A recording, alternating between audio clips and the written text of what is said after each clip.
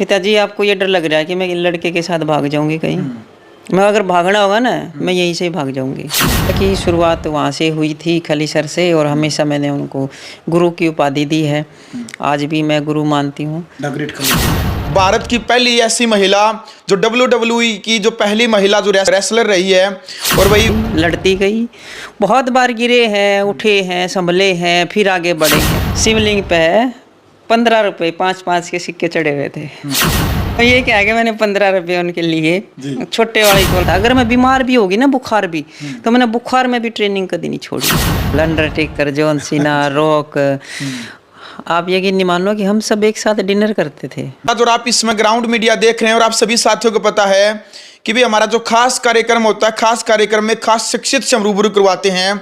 तो वही इस वक्त हमारे साथ कविता दलाल मौजूद है। भाई आपकी जानकारी के लिए बता दूं, भारत की पहली ऐसी महिला जो WWE की जो पहली महिला रेसलर रही है, और वही वेट लिफ्टिंग में भी इनके कई गोल्ड मेडल है। इस यार्ड में गोल्ड मेडल इन्होंने लेकर के देश का जो नाम है रोशन है वो पूरे विश्व स्तर पर किया था। और भाई ये वही बेटी है जिनकी वीडियो सोशल मीडिया पर और मीडिया के ऊपर है सूट सलवार में, यानी कि WWE में जो वायरल हुई थी कि हमारी हरियाणवी संस्कृति को लेकर के भी इन्होंने काफी कुछ यानी कि अचीवमेंट हासिल की थी, और सोशल मीडिया पर इनकी वो तस्वीरें लगातार वायरल हुई थी। सबसे पहले तो बहन जी ग्राउंड मीडिया में आपका स्वागत है। जी नमस्कार, धन्यवाद आप सब। और कैसे हैं बहन जी?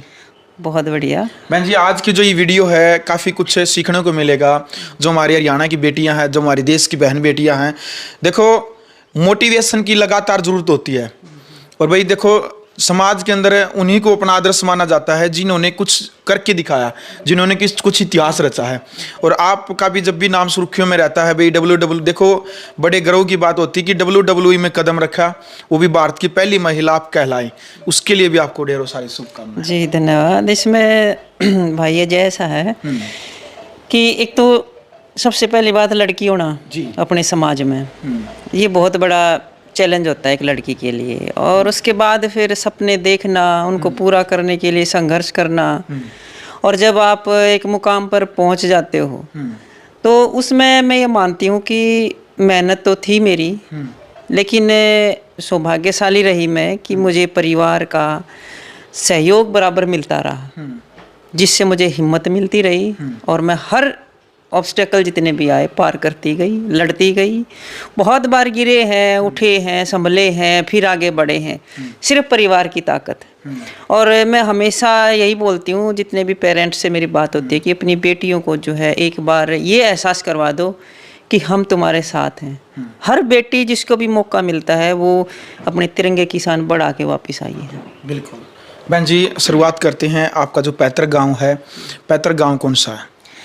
जुलाना ब्लॉक में पड़ता है, मालवी गांव, माड़ी बोलते देसी भाषा में, उस गांव में। और मेरे पिताजी किसान रहे हैं। हम 5 भाई बहन, इतनी आर्थिक स्थिति भी इतनी मजबूत नहीं थी। और फिर एक पहलवान को पालना, बहुत चारों कोने हिल जाती हैं घर की। ऐसी स्थिति में भी बिल्कुल मेरे 2 भाई हैं, उनके बराबर मेरा खाना पीना, मुझे कभी यही नहीं एहसास होने दिया कि भाई आप लड़की हो या आप लड़की हो तो आपको ये काम नहीं करना। मेरी सोच हमेशा से ये थी कि जो मैं आसपास अपने गांव में देखती थी कि लड़कियों को जो है तेज बोलने की इजाज़त नहीं है, तेज हंसने की इजाज़त नहीं है, आंखों में काजल तक डाल ले उसकी इजाज़त नहीं है। लड़कों से कोई ये नहीं पूछता था कि भाई आप लेट थे तो क्यों थे, कहाँ थे। तो ये अजीब तरीके का मेरे मन में शुरू से ही एक सवाल रहता था। और मैं अपने माँ बाप से या बड़े भाई से पूछती भी थी कि मतलब लड़की होना कोई अभिशाप है क्या, इतना भेदभाव क्यों करते हैं। तो मेरा हमेशा से ये रहा कि मुझे इस गांव से बाहर निकलना है और कुछ साबित करके दिखाना है, कुछ ऐसा करना है जो किसी ने किया ही ना हो और बहुत अलग हो सबसे। तो उस टाइम तो मुझे ये भी नहीं पता था मुझे करना क्या है। तो बड़े भाई ने जो है सपोर्ट करा, वेट लिफ्टिंग के बारे में बताया उन्होंने। मालूम कुछ नहीं था कि कैसे वेट लिफ्टिंग होती है, क्या होती है। उस टाइम मैंने कर्नल मल्लेश्वरी जी को देखा था 2000 में, जब वो ओलंपिक में मेडल लेके आए थे। हमारे पास ब्लैक एंड वाइट टीवी होता था उस टाइम। उनका एक जर्क का मैंने एक्शन देखा था। तो बस उसमें भाई ने दिखाया कि ऐसी होती है वेट लिफ्टिंग। जुनून इतना था। जब कौन सी कक्षा में पढ़ती था उस टाइम? उस टाइम में मैं BA सेकेंड ईयर में थी। अच्छा, ये रोहतक जाती थी कॉलेज में? ना, जुलाना में गर्ल्स कॉलेज की स्टार्टिंग हो गई थी। ये भी बड़ी कमाल की बात है, बीए सेकेंड ईयर में बच्चा जो है मेडल देने लग जाता है, और हमने उस टाइम शुरुआत की है। कभी गाइडेंस नहीं है प्रॉपर, वो कल्चर नहीं है अपना वहाँ का, वो इन्वायरमेंट नहीं है, तो उसका खामियाजा तो हमें भुगतना पड़ेगा ना आगे चल के। तमाम तरीके की चीज़ें थी, लेकिन फिर भी जो है भाई ने जो है रास्ता दिखाया, हम उस पर चले। जब भी मौका मिलता था, अकेले शर्माते भी बहुत ज़्यादा थे, बाथरूम में घुस के जर्क मारने की कोशिश कर रहे हैं, कोई देख ना ले, इतना भी वो था। लेकिन जैसे तैसे करके हम बाहर निकल गए गांव से, और वेट लिफ्टिंग शुरू करी। उसमें भी दिन देखा न रात, दिन में कोई रेस्ट नहीं, बस पागलों की तरह लगे रहना। साथ वाली लड़कियों ने शिकायत कर देना जी कोच को, या तो ना सोती ना सोने देती।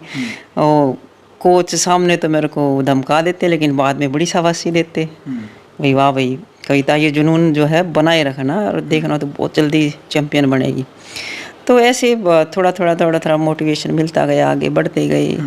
आगे चल के और बड़े बड़े स्ट्रगल आने लगे।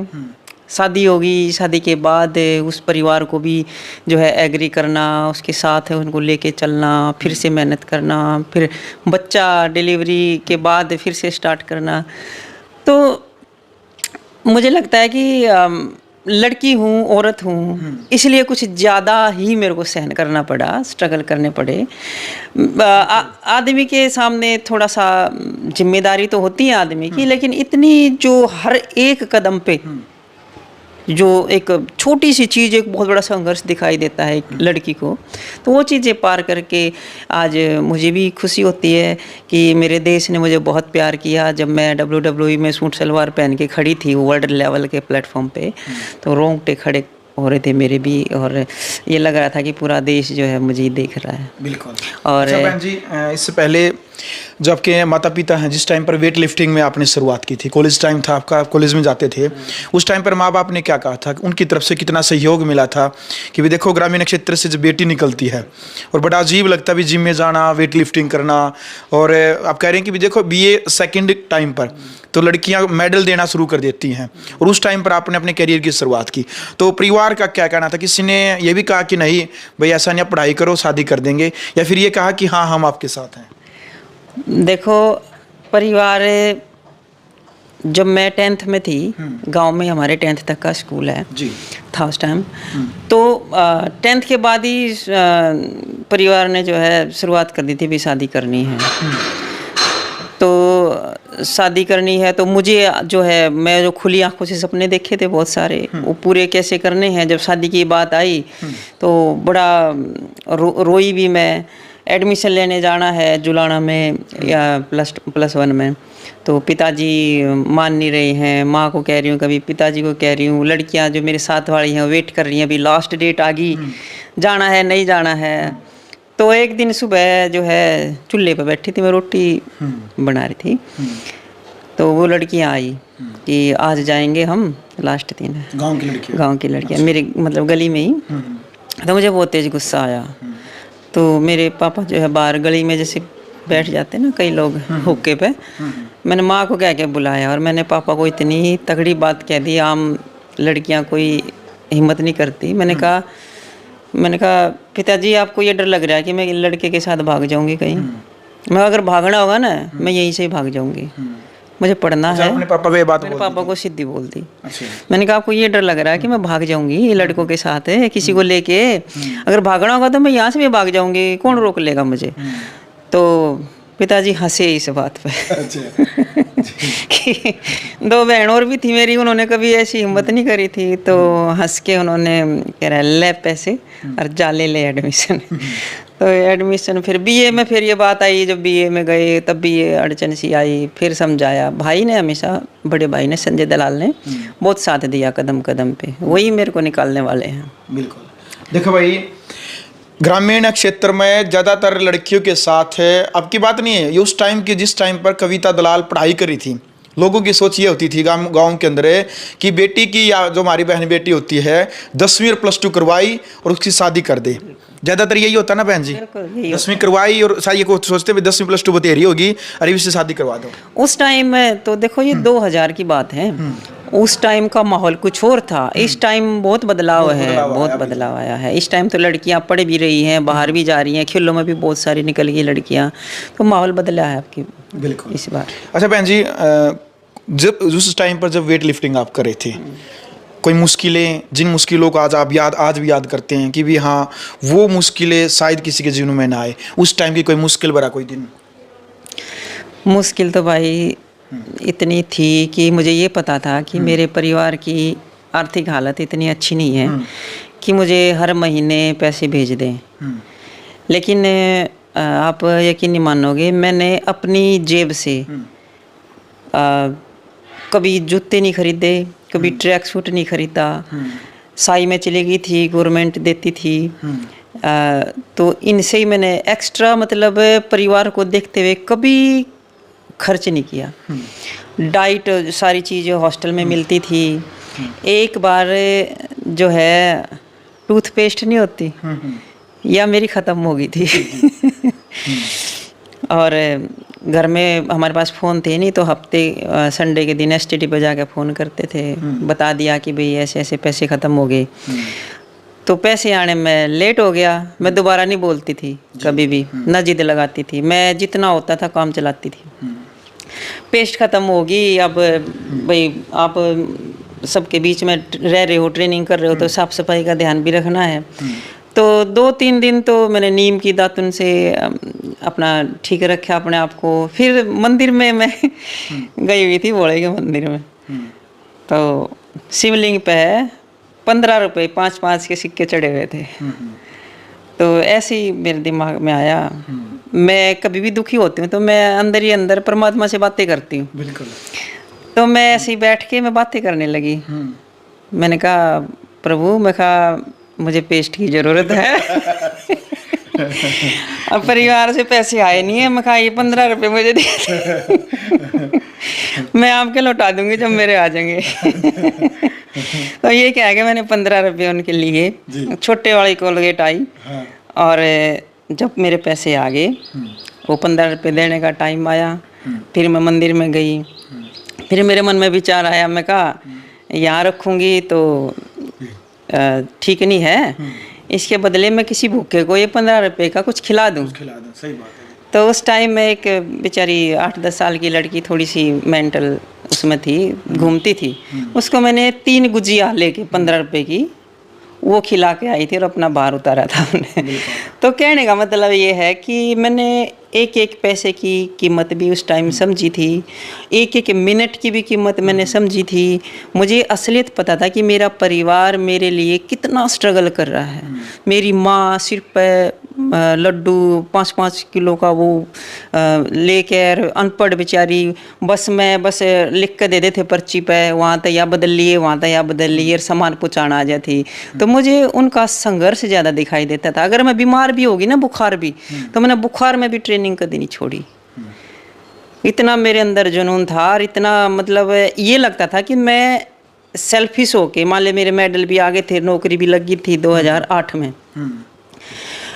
और हस्बैंड से शादी होने के बाद की भी बात है कि एक अच्छी लाइफ चल रही थी, हस्बैंड भी नौकरी लग रहे, लेकिन हमेशा मेरे अंदर क्या रहा कि वो जो स्ट्रगल था ना मेरे पेरेंट्स का, वो मुझे कभी भी रुकने नहीं देता था, न ठहरने देता था। बीच में एक दौर ऐसा आया था कि मेरा गेम स्टॉप हो गया था, तो मेरी जो आत्मा थी कचोटती थी मेरे को कि तू इतनी सेल्फिश न होके छोड़ के बैठ नहीं सकती, तुझे दोबारा से उठना है, संघर्ष करना है। आफ्टर डिलीवरी की बात बता रही हूँ मैं, कई चैलेंजेस आए थे मेरी लाइफ में, तो उन चीज़ों ने मुझे फिर से, मैं कैंप में गई, फिर से मेडल लिए, फिर साउथ एशिया में गोल्ड मेडल आए, वर्ल्ड खेले, एशिया खेली, तो उसके बाद फिर से मैं एक तैयार हुई थी। वो सिर्फ जो परिवार की सच्चाई थी ना मेरे साथ, उनका जो सच्चा संघर्ष था, विश्वास था। तो इसलिए मैं कहती हूँ कि लड़कियों को जब आप एक बार ये एहसास हो जाए ना कि मेरा परिवार संपूर्ण तरीके से मेरे साथ है, तो लड़की अपना 100 क्या 200% लगा देती है। बिल्कुल। हाँ। देखो भाई, विश्वास पे ही दुनिया टिकी है, और जब आपके यदि विचार यदि अच्छे हैं और आप यदि एक लक्ष्य लेकर के जब जीवन में आगे बढ़ते हैं, तो परिवार वालों का जो सहयोग है, आशीर्वाद है, वो हमेशा ही मिलता है। भाई देखो, कविता जी ने अपना जो लक्ष्य निर्धारित कर रखा था, और हमेशा हम कहते हैं कि ना मुश्किलें ना तकलीफें तो क्या मजा है जीने में, ना मुश्किलें ना तकलीफें तो क्या मजा है जीने में, अरे हमने तूफानों को भी टलते देखा जिनके लक्ष्य है सीने में। तो भाई जब लक्ष्य इन्होंने लेकर के चला था, तो भाई जितनी भी इर्द गिर्द की जो भी समस्याएं थी उनको इग्नोर करना पड़ता, उसको केवल अपना लक्ष्य ही दिखाई देता है। बाकी जितनी भी यानी कि फालतू जो भी एक्टिविटी होती है किसी के जीवन में, वो इनको हमेशा ही इग्नोर करता। अच्छा बहन जी, वेट लिफ्टिंग के बाद उस टाइम पर जब WWE में कदम रखना था आपने, वो कैसे शुरुआत की? वो किसने कहा कि भाई आप WWE में जाएं, या आपके पास वहाँ से ऑफर आया था? वो कैसे शुरुआत हुई थी WWE की? फिर उसमें ये 2016 की बात है, जब मेरा साउथ एशियाड में मेडल आया। साथ में जो है 12 में बच्चा की डिलीवरी हुई थी, तो वो भी धीरे धीरे बड़ा हो रहा था। उसकी स्कूलिंग काफ़ी डिस्टर्ब हो रही थी, क्योंकि मुझे इंडिया कैंप में 6-6 महीने के लिए ऐसे रहना पड़ता था, बाहर के टूर लगते थे। दादी के पास बच्चा था, तो कई चीज़ें देख के जो मैंने जॉब वो रिजाइन कर दी थी जो मिली थी 2008 में। उसके बाद फिर मैं कोशिश कर रही थी नौकरी के लिए। फिर एज का उसमें वो आने लगा कि ओवर एज हो गया है, तो नौकरी लेने में थोड़ी सी परेशानी आ गई। संघर्ष बहुत ज़्यादा कर रहे थे दोबारा पाने की। एक दौर ऐसा आ गया कि मन ने ये कह दिया कि बस कर, अब बहुत हो गया, अब बच्चे की बारी है, बच्चे को भी देखना है, संभालना है। क्योंकि बड़े बड़े इवेंट ऐसे थे कि कॉमनवेल्थ 2014 का था, वो भी गुणा भाग के चक्कर में रह गया। एशियाड था, ओलंपिक का क्वालिफाई होना था, वो भी किसी वजह से बड़े इवेंट थे वो टल गए थे। तो सारी चीज़ें मिला के मन में आया कि भाई चलो छोड़ते हैं, अब बच्चे का ध्यान देते हैं। लेकिन जो हसरत मन में थी वो पूरी नहीं हुई थी, टीस मन में थी। तो घर में 2 ही 4 दिन हुए थे मुझे रहे हुए, तो परिवार को तो पता लग जाता है भाई बच्चा खुश है कि नहीं है। तो उस टाइम भी बड़े भाई ने और मेरे हस्बैंड ने ये चीज़ रियलाइज करी कि कविता जो है मतलब खुश नहीं है। अब चलो ज़िंदगी जी रही है, फैसला इसने लिया है, लेकिन सारी ज़िंदगी इसको टीच रहेगी इस चीज़ की, तो एक बार और कोशिश इसको करनी चाहिए। तो सोशल मीडिया के माध्यम से जो खली सर हैं, उनके मैनेजर हैं बलवान सिंह, उनसे कांटेक्ट हुआ। उन्होंने फिर हमें इनवाइट किया, खली साहब से मिले। उन्होंने भाई शरीर तो मजबूत था, हाइट थी और स्ट्रॉन्ग था, वेट लिफ्टिंग का शरीर था। तो उन्होंने कहा कि भाई आप जो है ये कोशिश करके देखो, ट्राई करो इसमें एक बार। तो बस वहाँ मैंने ट्रेनिंग स्टार्ट कर दी। वहाँ USA से WWE की टीम आई हुई थी, उन्होंने ट्रायल लिया। ट्रायल में दुबई हम गए थे ट्रायल देने के लिए, 7 लड़के और मैं अकेली। तो उस टाइम सिर्फ मेरा सिलेक्शन हुआ था, और फिर बस हमारा सफ़र शुरू हो गया WWE का। USA में रही मैं 3.5-4 साल लगभग। वहाँ से फिर इसका करियर स्टार्ट हो गया था। बिल्कुल। वहाँ से कितने मेडल वगैरह मिले, या क्या प्रोसीजर होता है WWE? उसमें मेडल नहीं, उसमें बेल्ट होती है। और मैंने मे यंग क्लासिक चैम्पियनशिप थी 2 वो खेली है। रेसलमेनिया जो सबसे बड़ा इवेंट है, मिली आपने? ना बेल्ट नहीं मिल पाई अनफॉर्चुनेटली। मुझे नी में इंजरी हो गई थी, उस साल भर इंजरी में रही मैं रिहैब करने में। और उसके बाद फिर कोरोना से पहले जब पहला लॉकडाउन लगा था, उस टाइम हस्बैंड मेदांता हॉस्पिटल में बहुत सीरियस कंडीशन में एडमिट थे, तो मैं आना पड़ गया था मुझे। उसके बाद फिर जाने का मौका नहीं मिला। अच्छा, जो रेसलिंग WWE में थे, जब आप वहाँ थे, तो वो सूट सलवार में ही आपकी वीडियो वायरल हुई। भाई आपने जो बाकी जो महिला रेसलर है वो ड्रेस पहनती है, वो क्यों नहीं पहनी? उसी में सूट सलवार में ही आपने सारी कुश्ती की? उसके पीछे एक मेरी पर्सनल एक व्यू था कि भाई हमारे देश के लिए भी एक नया गेम है ये, और मैं पहली भारतीय हूँ जो प्रतिनिधित्व कर रही हूँ इंडिया का। तो मेरी एक जिम्मेदारी मैंने समझी इस बात को कि अगर मैं एक अच्छा संदेश दे पाती हूँ अपनी महिलाओं को या अपने देश को, तो जो लड़कियां बाकी आना चाहेंगी इस फील्ड में, तो उनके सामने किसी तरीके का कोई बैरियर नहीं होगा। तो सूट सलवार अपना हरियाणा की शान है, हम बड़ा कंफर्टेबल महसूस करते हैं सूट सलवार में। तो वो चीज़ पहन के मुझे ज़्यादा अच्छा लगा, और देश ने बहुत प्यार किया इस चीज़ को, बहुत सराहा, बहुत प्यार किया। तो यही रीज़न था कि वहाँ का कल्चर अलग है, हमारा कल्चर अलग है। हम चाहे कुछ भी करें लेकिन अपने कल्चर को हमें नहीं भूलना चाहिए, अपनी जो जड़ें हैं उनको नहीं भूलना चाहिए। और वो चीज़ जो है लोगों ने प्यार भी किया उसको। बिल्कुल। तो ये जो WWE के बड़े जो रेसलर हैं जैसे जॉन सीना है, उनसे सबसे मिले आप? किससे जी मिले थे बिल्कुल आप? बिल्कुल, अंडरटेकर, जॉन सीना, रॉक। आप यकीन नहीं मानो कि हम सब एक साथ डिनर करते थे। जब भी हम मैं रेसलमेनिया हुआ था 34th, तो सब एक साथ लंच डिनर सब चीज़ें एक साथ मिल रहे हैं, बात कर रहे हैं, साथ में बैठे हैं। तो इतने बड़े लोगों के साथ बैठना भी अपने आप में एक वो होता है कि अचीवमेंट है कि आज हम जो है कहाँ पहुँच गए, कहाँ से शुरुआत हमने करी थी। तो वो चीज़ सोच के बड़ी खुशी भी होती है। तो इनकी जो द ग्रेट खली हैं, इन्होंने काफ़ी सहयोग किया आपको उस लाइन में लेकर के जाने का। ग्रेट खली सर का क्योंकि शुरुआत मेरी CWE से हुई थी और अगर उन्होंने प्लेटफॉर्म नहीं दिया होता तो शायद ये पॉसिबल भी नहीं होता। लेकिन मेहनत तो आपको खुद करनी पड़ती है। तो ये चीज़ था कि शुरुआत वहाँ से हुई थी खली सर से, और हमेशा मैंने उनको गुरु की उपाधि दी है। आज भी मैं गुरु मानती हूँ द ग्रेट खली का। बिल्कुल, क्योंकि इस फील्ड में उन्होंने ही शुरुआत करवाई है WWE की।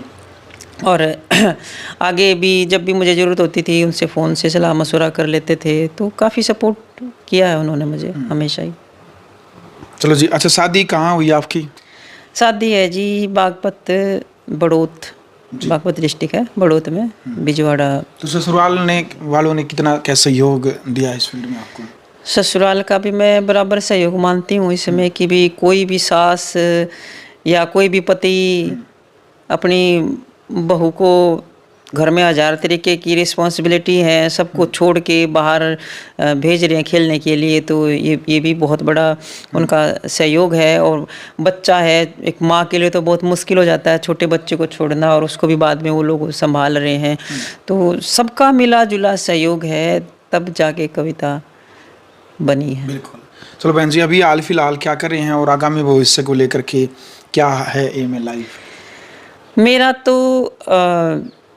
हमेशा यही रहा है कि अगर कभी कर पाऊँ तो मैं लड़कियों के लिए ज़रूर कोशिश करूँगी। कोई ऐसी एकेडमी, कोई ऐसा प्लेटफॉर्म ज़रूर तैयार करूँगी जो चाहती हैं कुछ करना, लेकिन किसी को पारिवारिक प्रॉब्लम है, किसी को आर्थिक प्रॉब्लम है, हाँ तमाम तरीके की चीज़ हैं, डीमोटिवेटेड हैं लड़कियां बहुत सारी। तो उनको एक प्लेटफॉर्म मिल जाए ताकि वो अपने सपनों को पूरा कर सकें। बिल्कुल। तो उनके लिए कोई ऐसा प्लेटफॉर्म मैं तलाश कर रही हूँ। तो आने वाले समय में मैं इस पे ज़रूर काम करूँगा। चलो बहन जी, जो हमारे देश की जो बहन बेटियां हैं, ये अंतिम सवाल है आपको कि जो हमारी जो देश की बहन बेटियां इस इंटरव्यू को जो देख रही हैं, उनको क्या संदेश आप देना चाहेंगे उनके माता पिता को लेकर के भी? क्योंकि कई बार आज भी ग्रामीण क्षेत्र के अंदर वो पाबंदियां हैं उन बेटियों को, क्योंकि उनके जो सपने हैं उनके मन में ही रह जाते हैं, वो स्वतंत्रता नहीं मिल पाती है। उन माँ बाप को, उन बेटियों को क्या संदेश आपकी तरफ से, क्या मोटिवेशन आप देना चाहेंगे? देखो, मैं जो माँ बाप है ना, हर माँ बाप अपने बच्चों को कामयाब होते हुए देखना चाहते हैं, चाहे बेटी हो चाहे बेटा हो। आज का समय जो है हर माँ बाप के लिए बराबर है। लेकिन माँ बाप कब घबरा जाता है? जब उनका बच्चा बाहर जाता है और वहाँ सेफ नहीं होता है। तो इसका मतलब है कि बाहर का हमारा जो वातावरण है वो हमारे अनुकूल नहीं है, संस्कारों की कमी है। वो चीज़ कहाँ से ठीक होगी? आप छोटी छोटी तकरीबन रोज ही आप छेड़खानी की, बलात्कार की, ये चीज़ें, लड़के भी इससे वंचित नहीं हैं इन चीज़ों से, घटनाओं से। तो ये चीज़ें हो रही हैं। तो इसका मतलब कहीं ना कहीं हमारे घरों में जो संस्कार हमें बच्चों को देने चाहिए थे वो छूट गए पीछे। एक ऐसी भागदौड़ में लगे हुए हैं पेरेंट्स भी, उनको टाइम नहीं है बच्चों को संभालने का। हमारे घर में 2 बच्चे हैं, हम लड़कियों पे तो 1000 पाबंदी लगा दें। मेरा ये मानना है कि लड़की की बजाय आप लड़कों पे पाबंदियाँ लगाओ। पाबंदी मीन्स उनको समझाओ, उनसे भी पूछो आपकी संगत में कौन है, कहाँ बैठते हो, कहाँ थे तुम इतना लेट। उनको समझाओ बेटी की इज्जत कैसे करनी है, बाहर बहन है वो भी तुम्हारी बहन जैसी हैं, उनकी भी इज्जत करो। औरत कहीं भी परेशानी में उनको सहयोग करो। तो ये चीज़ें जब आप बच्चों को घर में सिखाओगे ना, अगर आप चाहते हो कि आपकी बहन सुरक्षित रहे तो आपको दूसरे की बहन को भी सुरक्षित करना पड़ेगा। ये सोच आपको रखनी पड़ेगी। तो तब जाके आप कानून बना लो 1000 कि आरोपियों को सज़ा देनी है। सज़ा तो बाद में मिलती है, पहले आरोप हो जाता है, पहले गड़बड़ हो जाती है। तो इस चीज़ को सुधारने के लिए आपको घर से ये शुरुआत करनी पड़ेगी। बिल्कुल। चलो भाई, फिलहाल वीडियो आपने देख लिया भाई। कविता दलाल हमारे साथ मौजूद थी। भी ग्राउंड मीडिया का जो हमारा जो खास कार्यक्रम है, WWE की पहली भारतीय महिला रेसलर जिन्होंने पूरे विश्व स्तर पर भारत का नाम रोशन किया था, हरियाणा का नाम रोशन किया था, और खास तौर पर जो हरियाणवी जो हमारी संस्कृति है भाई, जो हरियाणवी संस्कृति का जो पहनावा है उसको प्रमोट किया था। तो भाई फिलहाल जो इनकी जो जीवन की जो कहानी है, संघर्ष भरी जो कहानी है, इनकी कहानी इन्हीं की जो जुबानी है, वो आपके सामने ग्राउंड मीडिया के माध्यम से हम लेकर के आए हैं। देखो भाई, कुछ न कुछ यूनिक स्टोरी ही आपके सामने लेकर के आते हैं, और इतना सारा प्यार आप हर वीडियो को देते हैं, आपका बहुत बहुत धन्यवाद। यदि ये वीडियो आपको अच्छी लगी तो वीडियो को ज़्यादा से ज़्यादा शेयर करें, और क्रिया की प्रतिक्रिया यानी कि कमेंट बॉक्स में मर्यादित भाषा में आप अपनी राय रखें, शेयर करें। ग्राउंड मीडिया के लिए अपने कैमरा सुगंचार के साथ मजा भारद्वाज।